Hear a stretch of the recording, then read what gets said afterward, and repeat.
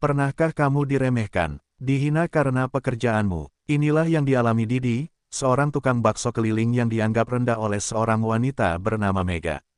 Tapi daripada menyerah, Didi menjadikan hinaan itu sebagai motivasi. Ia mulai memperbaiki usahanya, meningkatkan kualitas, dan berpikir lebih besar. Dan siapa sangka, suatu hari Mega datang ke restorannya sendiri, tanpa tahu bahwa pemiliknya adalah pria yang dulu ia hina. Dari hinaan menjadi inspirasi, dari tukang bakso menjadi pengusaha. Inilah kisah nyata yang membuktikan bahwa kerja keras tak pernah mengkhianati hasil. Jangan lupa like, komen, dan subscribe untuk kisah inspiratif lainnya. Siapa tahu, besok giliranmu yang sukses. Didi adalah seorang tukang bakso keliling yang sudah bertahun-tahun berjuang menghidupi dirinya dengan mendorong gerobak dari gang ke gang. Setiap hari, ia memulai pekerjaannya sejak pagi, meracik bumbu, menyiapkan kuah, dan memastikan bakso yang ia jual tetap enak. Meski hidupnya sederhana, Didi tidak pernah merasa malu dengan pekerjaannya. Ia percaya bahwa mencari nafkah dengan cara halal adalah sesuatu yang mulia. Namun, siang itu, di sebuah perempatan kecil dekat taman kota, Didi mengalami kejadian yang membuat hatinya panas. Mega, seorang wanita muda dari keluarga kaya yang terkenal dengan sikap sombongnya, sedang berjalan bersama teman-temannya. Mereka tertawa-tawa, mengenakan pakaian mahal, dan tampak tidak peduli dengan orang-orang di sekitar mereka. Saat Didi lewat dengan gerobaknya, Mega tiba-tiba mengernyit dan menutup hidungnya seolah mencium bau yang tidak sedap. Ih, lihat tuh, tukang bakso. Bau keringat banget, kasihan ya hidupnya cuma gitu-gitu aja, ucapnya dengan nada penuh hinaan. Teman-temannya langsung tertawa keras, beberapa dari mereka bahkan ikut menambahkan komentar yang merendahkan. Didi tertegun, ia ingin membalas, tetapi ia tahu itu hanya akan membuat dirinya tampak lebih rendah di mata mereka. Dengan hati yang panas dan genggaman yang semakin erat di pegangan gerobaknya, ia memilih untuk melanjutkan langkahnya. Namun, hinaan itu terus terngiang di kepalanya, membakar dadanya dengan perasaan marah dan sakit hati. Malam itu, setelah selesai berjualan, Didi duduk termenung di depan rumah kontrakannya yang kecil. Gerobaknya terparkir di samping, dengan sisa-sisa dagangan yang belum habis. Hinaan Mega masih terngiang di benaknya. Kata-kata itu begitu menusuk, membuatnya merasa diremehkan dan dianggap tidak berarti. Apa memang selamanya aku akan seperti ini? Gumamnya pelan. Ia menatap kedua tangannya yang kasar akibat bertahun-tahun bekerja keras. Hatinya dipenuhi kemarahan, tapi bukan kemarahan yang ingin ia lampiaskan dengan kebencian, melainkan kemarahan yang melahirkan tekad. Didi sadar, satu-satunya cara untuk membuktikan dirinya bukan dengan membalas hinaan Mega secara langsung, tetapi dengan menunjukkan bahwa ia bisa lebih dari apa yang mereka pikirkan. Ia harus sukses. Ia harus membuktikan bahwa seorang tukang bakso pun bisa mencapai sesuatu yang besar. Dengan semangat baru, Didi mulai merancang perubahan.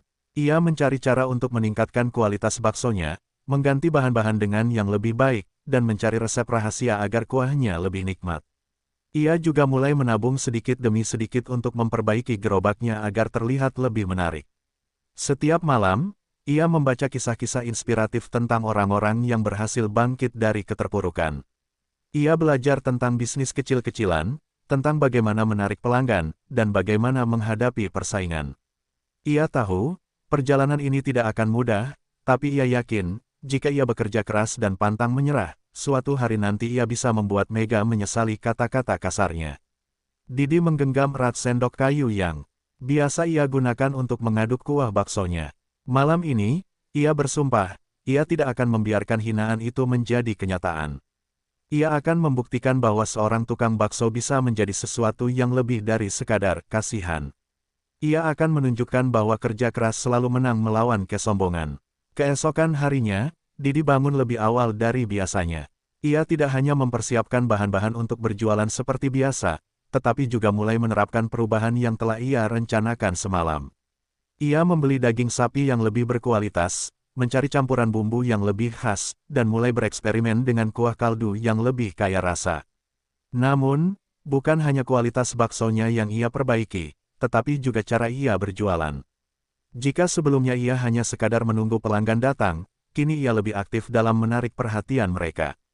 Ia memasang papan kecil di gerobaknya bertuliskan, "Bakso Didi, lezat, kenyal, dan berbeda." dengan warna mencolok agar orang-orang yang lewat tertarik untuk mampir. Selain itu, ia mulai memperhatikan kebersihan gerobaknya. Jika dulu gerobaknya tampak kusam dan berdebu karena terkena asap jalanan, kini ia rutin membersihkannya dan mengecat ulang agar tampak lebih segar. Mangkok, sendok, dan gelas pun ia ganti dengan yang lebih rapi. Semua ini dilakukan dengan satu tujuan, menarik lebih banyak pelanggan dan menunjukkan bahwa baksonya layak mendapat perhatian lebih. Hari demi hari, perubahan ini mulai membuahkan hasil. Pelanggan yang datang tidak hanya memuji kelezatan baksonya, tetapi juga merasa lebih nyaman untuk membeli. Mereka mulai merekomendasikan bakso Didi kepada teman dan keluarga mereka. Namun, Didi tahu, ini baru awal dari perjuangannya. Ia harus terus meningkatkan kualitas dan memperluas jangkauan dagangannya. Ia bahkan mulai berpikir untuk memanfaatkan media sosial setelah melihat beberapa pedagang lain yang viral karena promosi di internet. Langkah kecil ini mungkin tampak sederhana, tetapi bagi Didi, ini adalah langkah awal menuju sesuatu yang lebih besar. Ia tidak hanya ingin menjual bakso, ia ingin membangun sebuah brand, sesuatu yang tidak hanya bisa membungkam hinaan Mega, tetapi juga mengangkat martabatnya sebagai seorang tukang bakso yang sukses. Beberapa bulan setelah Didi menerapkan perubahan besar dalam usahanya, keberuntungan mulai berpihak kepadanya. Suatu hari, seorang food vlogger terkenal yang sedang berkeliling mencari makanan khas di kota itu, tanpa sengaja menemukan gerobak bakso Didi. Vlogger tersebut, yang memiliki jutaan pengikut di media sosial, awalnya hanya ingin mencoba bakso sederhana di pinggir jalan. Namun, setelah mencicipi satu suapan, matanya membesar. Wow, kuahnya ini beda banget. Dagingnya berasa, baksonya kenyal tapi nggak alot. Katanya dengan antusias. Ia langsung mengeluarkan ponselnya dan mulai merekam. Gue baru aja nemu bakso gerobak yang rasanya nggak kalah sama bakso restoran. Kalian harus coba ini, katanya sambil merekam Didi yang tampak terkejut tetapi juga senang. Dalam hitungan jam, video itu langsung viral. Ribuan orang mulai berkomentar, menanyakan lokasi bakso Didi, dan ingin mencobanya sendiri.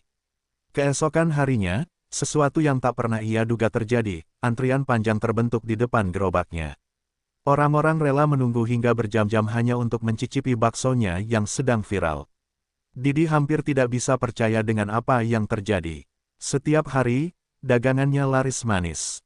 Ia bahkan harus meminta bantuan temannya untuk membantunya melayani pelanggan. Dalam waktu singkat, ia berhasil mengumpulkan modal yang cukup untuk membuka warung kecil di pinggir jalan. Saat ia melihat antrean pelanggan yang begitu panjang, Didi tersenyum puas. Ia tahu, ini adalah hasil dari kerja keras dan tekadnya untuk tidak menyerah. Ia berhasil membalikkan keadaan, dari seorang tukang bakso yang dihina, menjadi seorang pedagang sukses yang dicari banyak orang.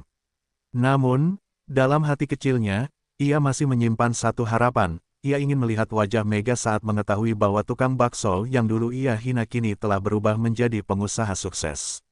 Setahun berlalu sejak bakso Didi viral di media sosial. Warung kecilnya yang dulu sederhana kini telah berkembang pesat. Dengan keuntungan yang terus meningkat, ia mulai berpikir lebih jauh. Ia ingin memiliki restoran bakso sendiri, tempat di mana pelanggan bisa makan dengan nyaman tanpa harus antre panjang di pinggir jalan.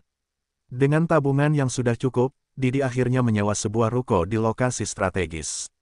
Ia merenovasinya menjadi restoran modern dengan konsep yang tetap mempertahankan ciri khas bakso gerobaknya.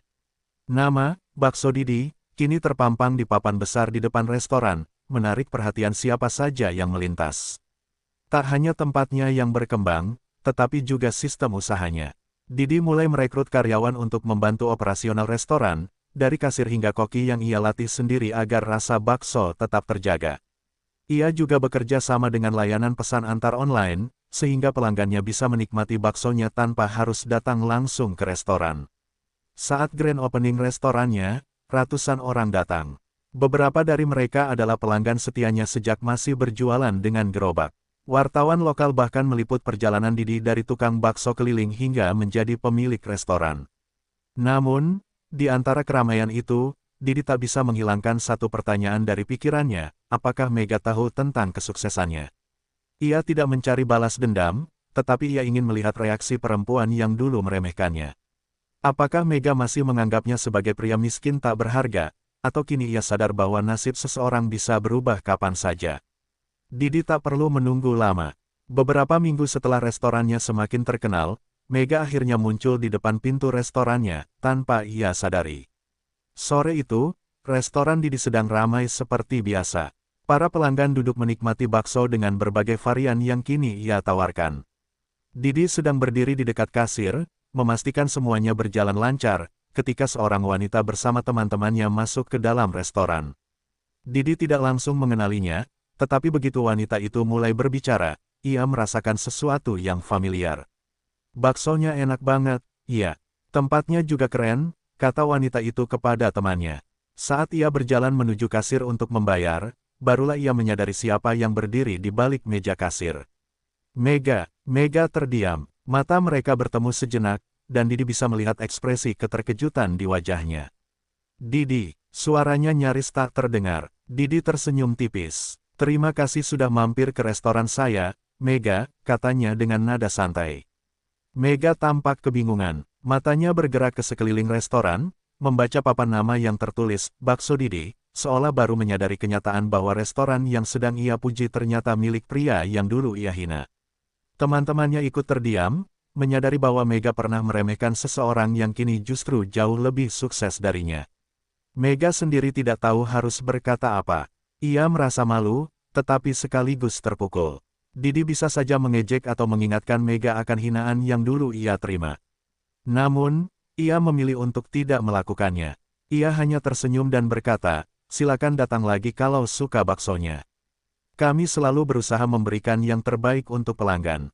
Mega menundukkan kepala, membayar makanannya, lalu pergi dengan langkah tergesa. Didi hanya bisa tersenyum puas. Ia tidak butuh kata-kata kasar untuk membalas hinaan masa lalu, kesuksesannya sudah menjadi jawaban terbaik. Mega berjalan keluar dari restoran dengan langkah cepat, wajahnya merah padam. Ia tidak bisa mempercayai apa yang baru saja terjadi. Dulu, ia menghina Didi dengan kata-kata kasar, menganggapnya tidak lebih dari seorang tukang bakso miskin yang tidak akan pernah sukses. Namun kini, kenyataan di hadapannya begitu menyakitkan. Restoran, Bakso Didi, bukan hanya besar dan ramai, tetapi juga memiliki reputasi yang baik. Pelanggannya banyak, makanannya lezat, dan tempatnya nyaman. Mega bahkan tadi sempat memuji sendiri betapa enaknya bakso di tempat ini, tanpa menyadari bahwa pemiliknya adalah orang yang pernah ia hina. Di dalam mobil, Mega duduk termenung. Teman-temannya yang tadi ikut bersamanya juga terdiam, mungkin merasa canggung setelah melihat reaksi Mega. Salah satu dari mereka akhirnya berkata, "Mek, kamu ingat nggak dulu pernah ngomong apa ke dia?" Mega menghela napas panjang. "Aku ingat," jawabnya lirih.